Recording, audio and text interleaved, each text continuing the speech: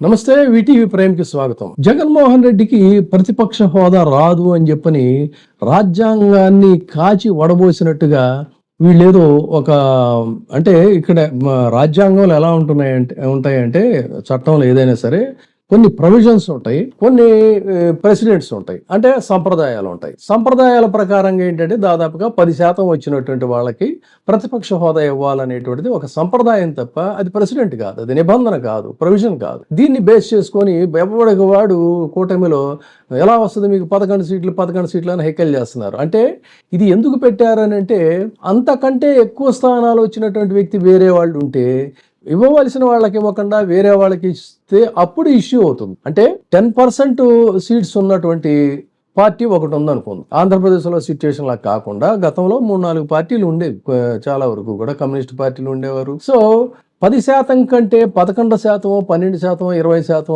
ఉన్నటువంటి సీట్లు ఉన్నటువంటి వాళ్ళు కొంతమంది ఉండొచ్చు. వాళ్ళని కాదని వీళ్ళకి కనుక ఇచ్చినట్టయితే అప్పుడు ఇష్యూ అవుతుంది. కానీ ఇక్కడ ఆ పరిస్థితి లేదు. ఆ పరిస్థితి లేనప్పుడు ఏంటంటే ప్రజాస్వామ్యంలో నిబంధన ఏంటంటే ఖచ్చితంగా ఆ అధికార పక్షం విపక్షం అనేటువంటిది ఉండాలి, ఉంటేనే అది అసెంబ్లీ అవుతుంది. ఆ విధంగా ప్రతిపక్షాన్ని ఉండాలి. ప్రతిపక్షం లేనప్పుడు ఏముంటుంది చెప్పండి? అక్కడ చర్చించేది ఏముంటుంది? ఆఫీసులో కూర్చొని వాళ్ళు నిర్ణయాలు తీసుకోవచ్చు కదా, దాంట్లో ఆర్గ్యూ చేసేది ఏముంటుంది? ప్రజాధనాన్ని వేస్ట్ చేయడం తప్ప. కానీ ఇక్కడ దీనికి ఇదేదో ఇది చూపిస్తున్నారు 10% అని.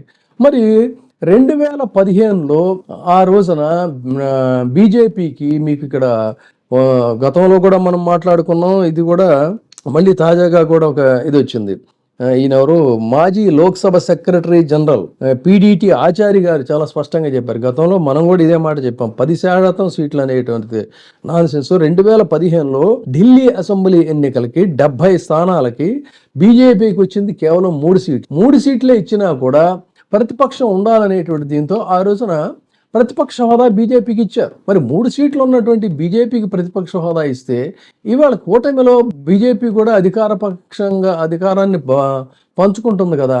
కానీ వాళ్ళ ఇద్దరు పని ఏంటంటే వేలు ముద్ర వేసినట్టుగా తెలుగుదేశం పార్టీ ఏ నిర్ణయం తీసుకుంటే దానికి వాళ్ళు తలవపటమే తప్ప వాళ్ళకి ఒక ఇండివిజువాలిటీ అనేది అక్కడ కనిపించటంలా.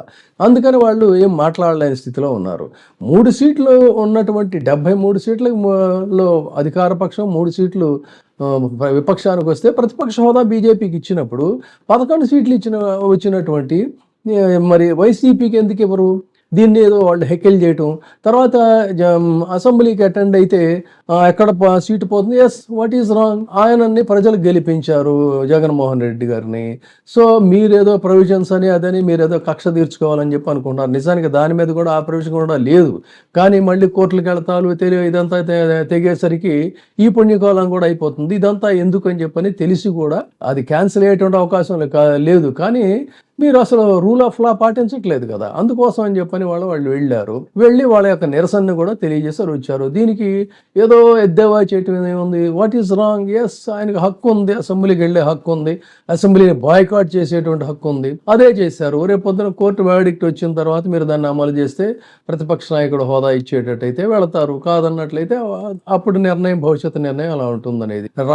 శరవేగంగా మారుతున్నటువంటి రాజకీయ పరిణామాల్లో ఈ రాజకీయ పార్టీలు ఎప్పటికప్పుడు వాళ్ళ నిర్ణయాలు వాళ్ళు తీసుకుంటారు. ఈరోజు తీసుకున్న నిర్ణయం రేపు ఉండాలనేటువంటిది ఏం లేదు. ఏదైనా కూడా ప్రజలకు అనుగుణంగా మారుతున్నటువంటి రాజకీయ పరిస్థితులకు అనుగుణంగానే నిర్ణయాలు ఉంటాయి. కాబట్టి ఇవాళ ఆయన వెళ్ళారు.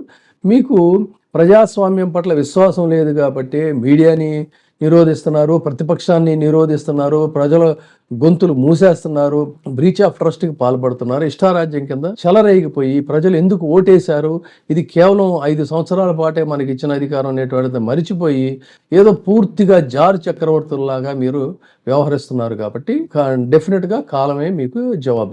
ఇప్పుడే సబ్స్క్రైబ్ చేయండి, లైక్ చేయండి, షేర్ చేయండి. వీటీవీ ప్రైమ్, నీ ఉత్తమాభిరుచుల సమ్మేళనం.